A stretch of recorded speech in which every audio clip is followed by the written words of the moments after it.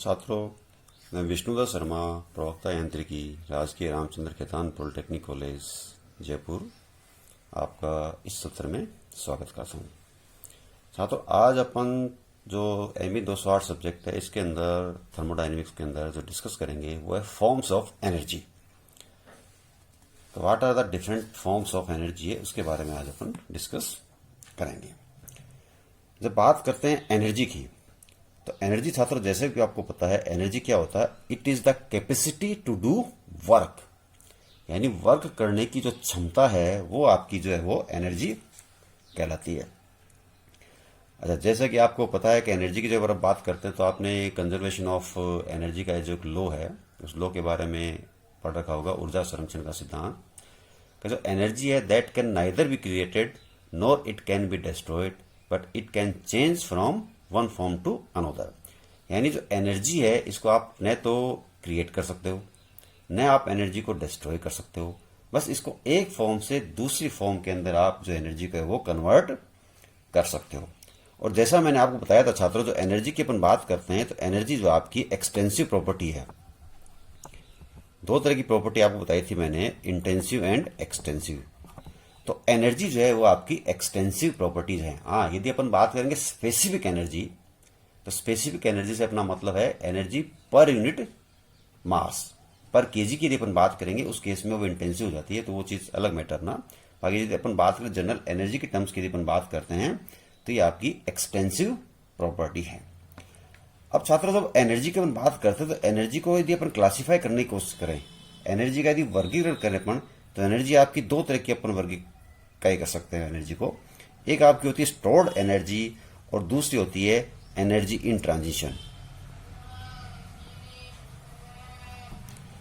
Stored energy and energy in transition, दो तरह की एनर्जी अपन डिस्कस करते हैं।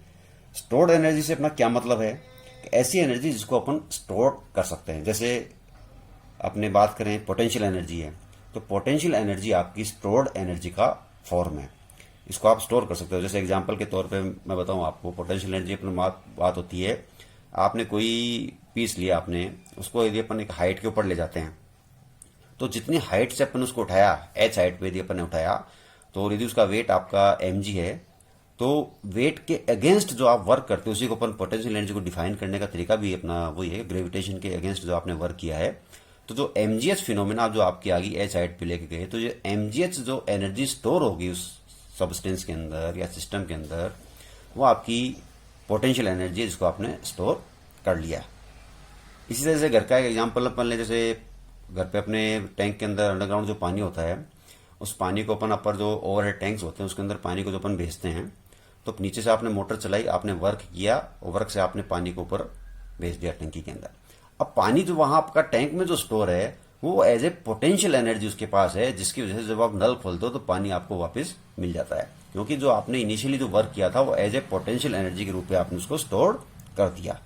तो ये आपकी स्टोर्ड एनर्जी से अपना मतलब ये है। तो इसके जो एग्जाम्पल जैसे मैं बात करता, पोटेंशियल एनर्जी आपका काइनेटिक एनर्जी है, इंटरनल एनर्जी है, या केमिकल एनर्जी की अपन बात करें तो ये आपकी जो है एनर्जी जो है स्टोर्ड एनर्जी कहलाती है। अब बात करें अपन एनर्जी इन ट्रांजिशन से क्या मतलब है, तो एनर्जी इन ट्रांजिशन के आपके दो एग्जाम्पल है जो कि अपने थर्मोडायनेमिक के हिसाब से सबसे इंपॉर्टेंट जो पैरामीटर आपके हैं। और जो दो एग्जाम्पल की अपन बात करें एनर्जी इन ट्रांजिशन की, वो आपकी आ गई heat and work. Heat and work, तो छात्रों इसमें क्या, वर्क जो है आपका, वर्क भी आपका एनर्जी का ही एक फॉर्म है, इसको ध्यान रखना। तो हीट एंड वर्क दोनों आपके फॉर्म्स ऑफ एनर्जी है, लेकिन ये आपके इन ट्रांजिशन वर्क है। इन ट्रांजिशन क्या मतलब है कि हीट और वर्क को आप कभी भी स्टोर नहीं कर सकते। हीट एंड वर्क जो है ये आपके ट्रांजिशन के दौरान जो है आप एक स्टेट से दूसरी स्टेट के अंदर मूव करवाते हो, उस केस में आपका हीट एंड वर्क जो है वहां पे आपको एनर्जी की जो फॉर्म है वो आपको दिख जाएगा इसके अंदर। इसलिए जो अपन बात करते हैं हीट एंड जो वर्क है, जो स्टोर्ड एनर्जी है, ये स्टोर्ड एनर्जी आपकी थर्मोडायनेमिक की प्रॉपर्टीज हैं, क्योंकि ये किसी पॉइंट पे डिपेंड करती है। पॉइंट से क्या मतलब है, आपने पानी का जैसे अंडरग्राउंड पानी था, उस पानी को आपने ओवरहेड टैंक में डाल दिया, अब वहां पे उसकी पोटेंशियल एनर्जी कितनी है वो फिक्स होगी, तो उस टैंक के अंदर कितनी पोटेंशियल एनर्जी है, इसलिए अपन कह रहे हैं स्टोर्ड एनर्जी है, तो आपकी प्रॉपर्टी है उसके अंदर पोटेंशियल एनर्जी की अपन बात करें। लेकिन जब बात करते हैं हीट एंड वर्क की, इसके अंदर आपका प्रोसेस चाहिए। प्रोसेस होगा इन ट्रांजिशन एनर्जी है। तो इन ट्रांजिशन का मतलब ये हो गया कि ये दोनों के दोनों पाथ फंक्शन हो गए। हीट एंड वर्क की यदि अपन बात करते हैं, ये दोनों पाथ फंक्शन हो गए, पॉइंट फंक्शन नहीं है। और जब पाथ फंक्शन की अपन बात करते हैं तो यदि पाथ आपने चेंज कर दिया तो हीट एंड वर्क भी आपके दोनों जो है इसमें चेंज होने की संभावना रहती है। तो ये आपके पाथ पे डिपेंड करते हैं, नहीं कि एक पर्टिकुलर पॉइंट के ऊपर। इनको आप किसी ग्राफ में एक पॉइंट पे नहीं दिखा सकते हैं कि आपका हीट है या इस पॉइंट पे पाथ ये वर्क हो गया, नहीं। ये एक प्रोसेस है, 1 नंबर से 2 नंबर का पॉइंट है, उस पाथ को आपने क्या फॉलो किया, उस पाथ पे आपके डिपेंड करते हैं हीट एंड वर्क। तो हीट एंड वर्क की जब हम बात करते हैं, ये आपके पाथ फंक्शन है। और ये जो जब अपन बात करते हैं प्रॉपर्टी की, तो प्रॉपर्टी आपकी होती है पॉइंट फंक्शन। अब छात्रों अपन बात करते हैं पोटेंशियल एनर्जी की। तो पोटेंशियल एनर्जी जैसा मैंने बताया था कि यदि आपका कोई एम मास है, जी आपका ग्रेविटेशन है, तो वेट जो बॉडी का आपका आ गया एम जी।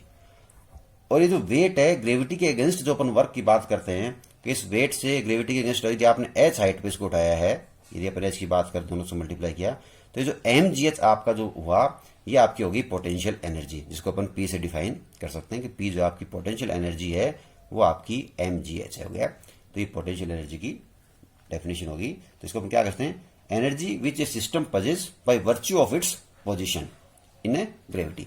यानी ग्रेविटी अपनी पोजीशन की वजह से सिस्टम की जो एनर्जी है, अपनी पोजीशन की वजह से वो आपकी होगी पोटेंशियल एनर्जी। अब यदि अपन बात करें काइनेटिक एनर्जी के, काइनेटिक एनर्जी क्या है, तो काइनेटिक एनर्जी आपको पता ही, जैसे यदि सिस्टम की अपन बात करते हैं तो यदि system by virtue of its motion, system की वो एनर्जी जो कि इसके मोशन की वजह से है, वो आपकी कहलाती है काइनेटिक एनर्जी।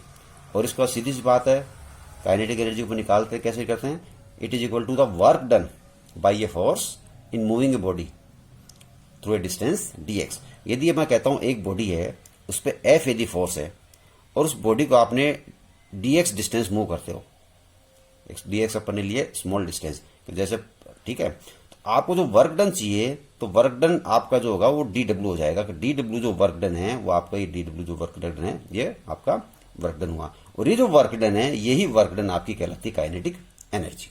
अब चूंकि ये स्मॉल वर्क की अपन बात करें, इसको यदि अपन डिफाइन करना चाहें कि जीरो एक पर्टिकुलर पॉइंट से लेकर आपने एक्स डिस्टेंस ट्रेवल किया, तो अपन इसको इंटीग्रेट करते हुए जो टोटल एनर्जी है, टोटल काइनेटिक एनर्जी है, वो अपन निकाल सकते हैं कि जीरो से एक्स आपने इसको मूव करवाया, तो एफ इंटू डी एक्स जो है, इसको जब आप इंटीग्रेट करोगे तो आपकी वो काइनेटिक एनर्जी आपको मिल जाएगी।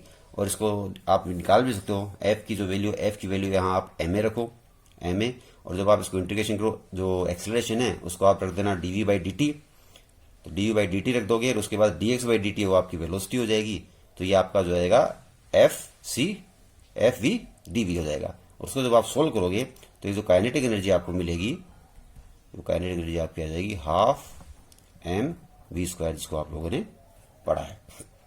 तो इस तरह से आप इसकी काइनेटिक एनर्जी जो अपन इसकी निकाल सकते हैं कि काइनेटिक एनर्जी किसी भी सिस्टम की क्या होती है, उसको अपन डिस्कस कर सकते हैं।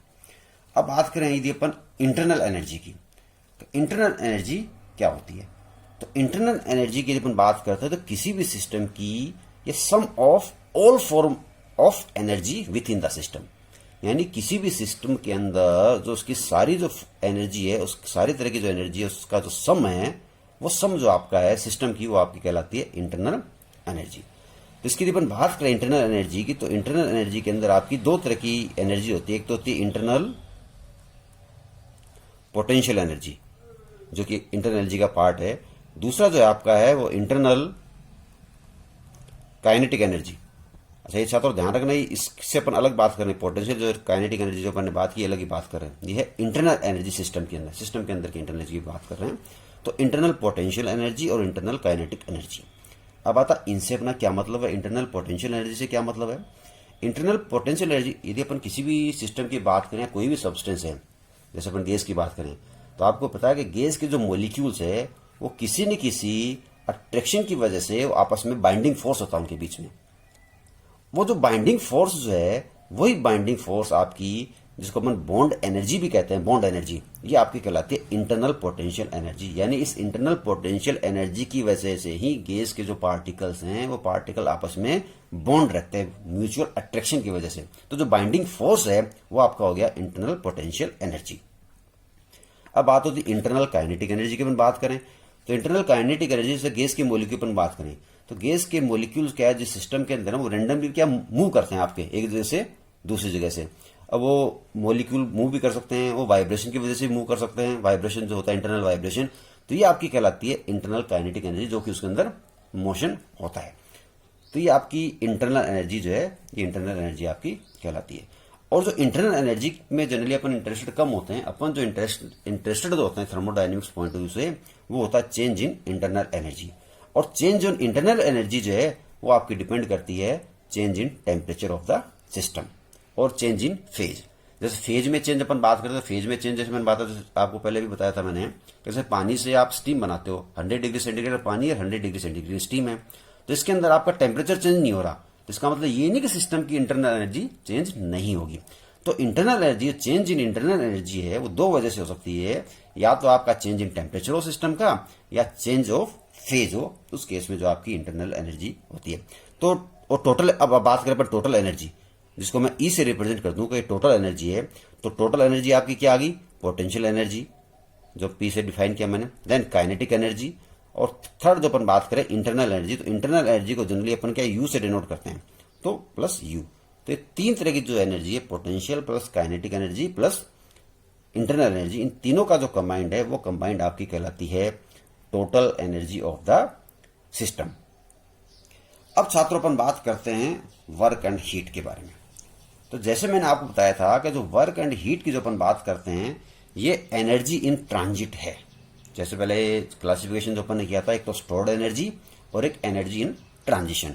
तो वर्क एंड हीट जो दोनों की अपन बात करते हैं, दोनों आपकी एनर्जी ट्रांसफर्स के मोड है। अच्छा, इन दोनों के केस में क्या चीज है, जैसे मैंने आपको बताया सिस्टम का, जैसे अपन एक बात करें कि ये कोई भी आपका सिस्टम है और ये कहलाती है सराउंडिंग, सिस्टम एंड सराउंडिंग। और ये जो बीच में जो लाइन जो मैंने ड्रॉ की है, ये आपकी कहलाती है बाउंड्री। तो वर्क एंड हीट की जो अपन बात करते हैं, ये आपकी energy in transition across the boundary between the system and surrounding without transfer of mass. ये दोनों के लिए लागू है छात्रों, वर्क के लिए भी चीज लागू है, हीट के लिए भी चीज लागू है। क्या मतलब हुआ इसका? इसका मतलब ये हुआ कि जब वर्क एंड हीट की अपन बात करते हैं, तो इसके अंदर जो सिस्टम की जो बाउंड्री है, इस बाउंड्री से आपकी एनर्जी का ट्रांजिशन होता है सिस्टम से सराउंडिंग के अंदर, लेकिन इसके अंदर मास का ट्रांसफर नहीं होता। विदाउट ट्रांसफर ऑफ मास आपकी एनर्जी का ट्रांसफर होता है। और जैसे मैंने आपको कहा, वर्क एंड हीट जो है दोनों आपके एनर्जी के फॉर्म में, तो एनर्जी का इसमें ट्रांसफर होता है। इसी के अकॉर्डिंग जो है अपन ने जो सिस्टम जो बात की थी, जिसके अंदर सिस्टम अपन डिफाइन किए थे, ओपन सिस्टम और क्लोज सिस्टम। ओपन सिस्टम में अपन ने कहा था कि वो सिस्टम आपका ओपन सिस्टम कहलाता है जिससे सिस्टम और सराउंडिंग के बीच में मास ट्रांसफर होता है, और क्लोज सिस्टम वो होता है जिसके अंदर मास ट्रांसफर नहीं होता। तो ये जो फिनोमिना जो वर्क एंड हीट ट्रांसफर की, कि इसमें मास का ट्रांसफर अपन बात ही नहीं कर रहे मास ट्रांसफर की, तो आपकी एनर्जी जो ट्रांसफर है वो एनर्जी ट्रांसफर की फिनोमिना की अपन बात करें कि बिना मास ट्रांसफर किए वर्क एंड हीट जो है उसके अंदर एनर्जी आपकी जो ट्रांसफर होती है। तो ये चीज के अंदर आपको ध्यान रखें। और वर्क की जो अपन बात करते हैं थर्मोडायनेमिक्स के केस में, तो वर्क जैसे मैंने कहा पाथ के ऊपर डिपेंड करता है।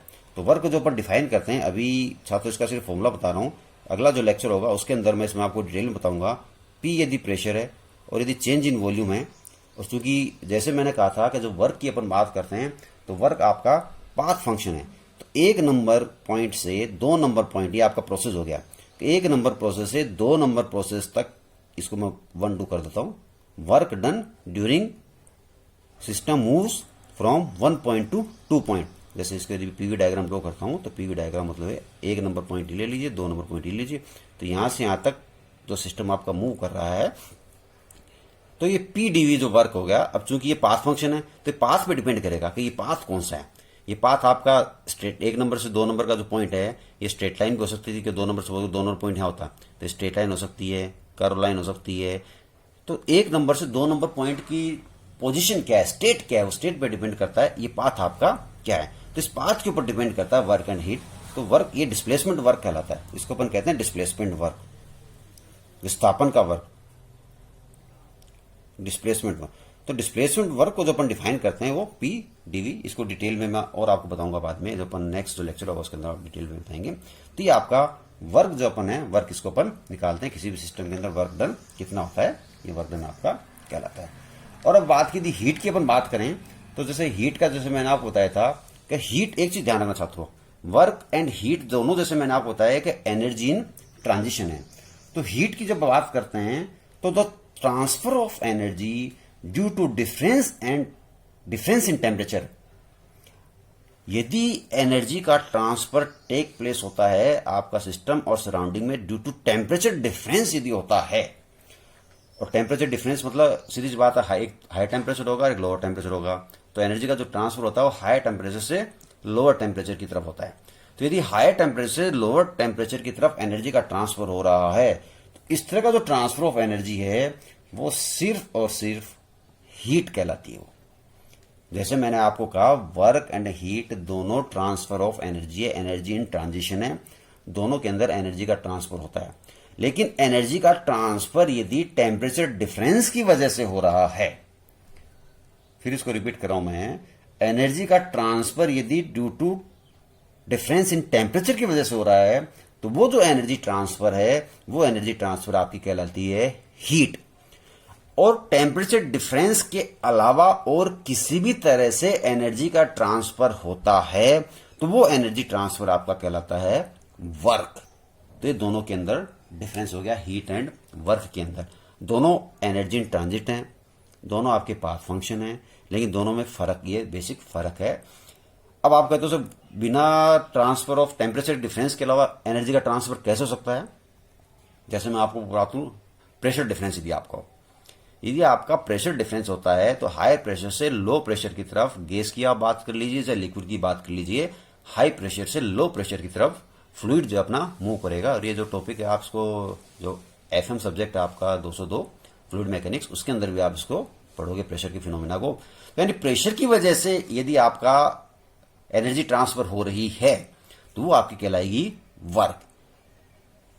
ठीक है छात्रों, तो ये चीज आपको ध्यान में रखनी है कि सिर्फ टेम्परेचर डिफरेंस की वजह से हीट ट्रांसफर हो रही है, टेम्परेचर डिफरेंस की वजह से यदि एनर्जी ट्रांसफर हो रही है वो आपकी हीट है, और बाकी जो अदर्स मीन्स है जिसके द्वारा एनर्जी का ट्रांसफर होगा वो आपका कहलाएगा वर्क।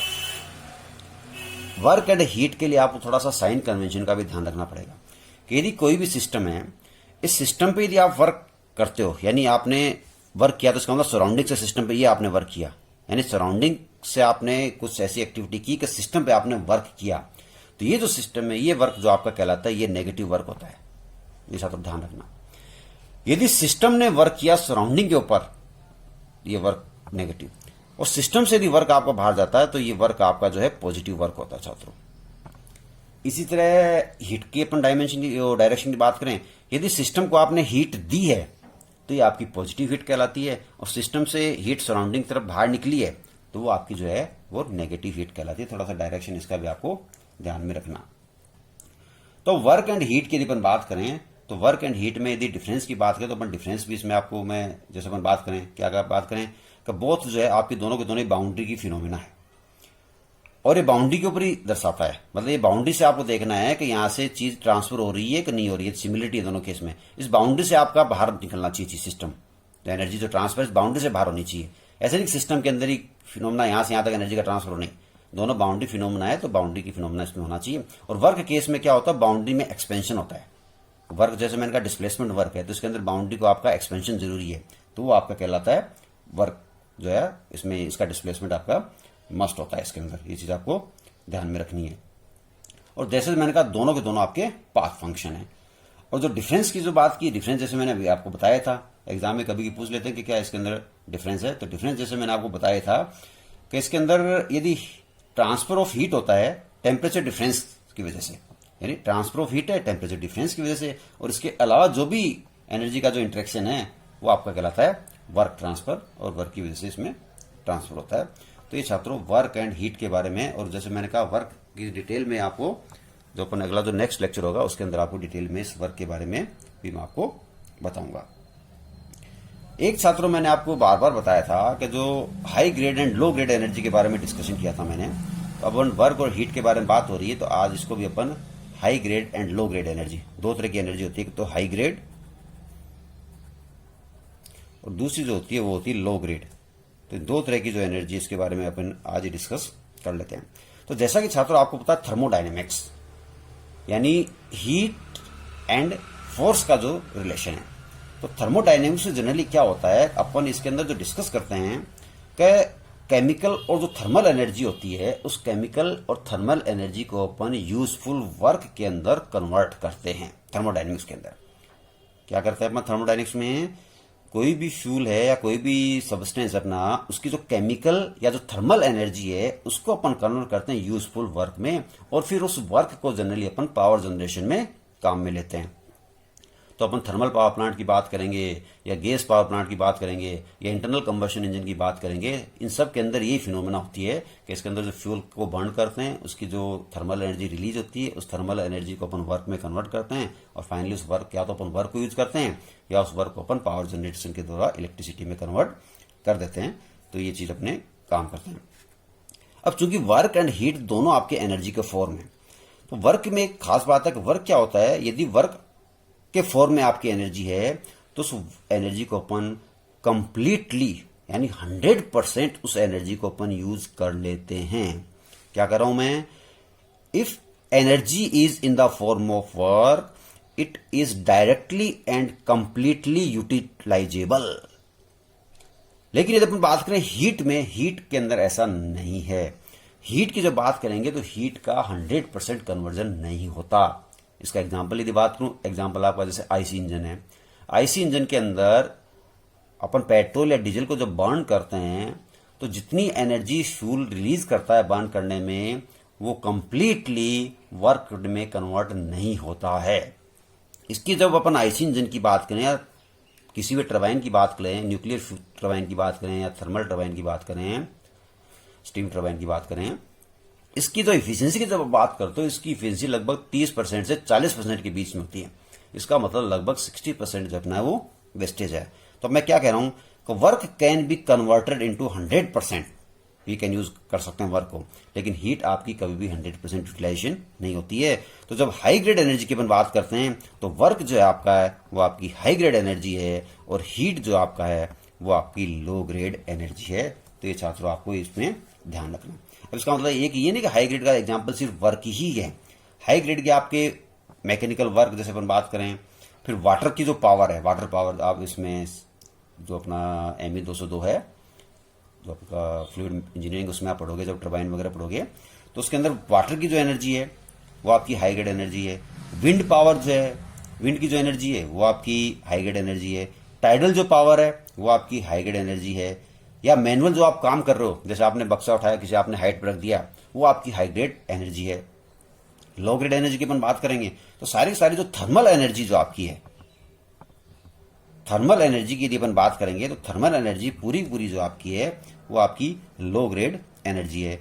या फॉसिल फ्यूल्स जो होते हैं, फॉसिल फ्यूल की अपन बात करें जैसे आपका पेट्रोल ले लीजिए, डीजल ले लीजिए या कोल ले लीजिए, जब आप इनको बर्न करते हो तो इनसे जो हीट आपकी डिराइव होती है वो आपकी लो ग्रेड एनर्जी है। इसी तरह न्यूक्लियर फिशन की अपन बात करें, न्यूक्लियर फ्यूजन की बात करें, जैसे अपने यूरेनियम वगैरह होते हैं, थ्योरियम होते हैं, इनको जब अपन न्यूक्लियर जो पावर प्लांट होते हैं इसमें न्यूक्लियर फ्यूल को बर्न करते हैं, तो इनकी यदि अपन बात करें तो ये भी आपकी heat derived from nuclear fission और न्यूक्लियर फ्यूजन, ये भी आपकी लो ग्रेड एनर्जी है। इसी तरह जियोथर्मल जो सोर्सेज हैं, जो अर्थ की जो अपन बात करें, जियोथर्मल मतलब अर्थ की जो एनर्जी उसकी अपन बात करें, उससे जो हीट एनर्जी जो अपने मिल रही है वो भी आपकी है लो ग्रेड एनर्जी है। तो ये आपका फर्क है हाई ग्रेड और लो ग्रेड में। दोबारा जैसे मैं आपको बताऊं, हाई ग्रेड एनर्जी की अपन बात करेंगे तो इसको आप 100% इसको डायरेक्टली और कंप्लीटली यूटिलाइज कर सकते हो। लो ग्रेड वाले के अंदर अपन कंप्लीटली यूटिलाइजेशन नहीं कर सकते हैं। तो छात्रों आज के लिए इतना ही, नेक्स्ट टर्म पे अपन और आगे डिस्कस करेंगे। थैंक्स।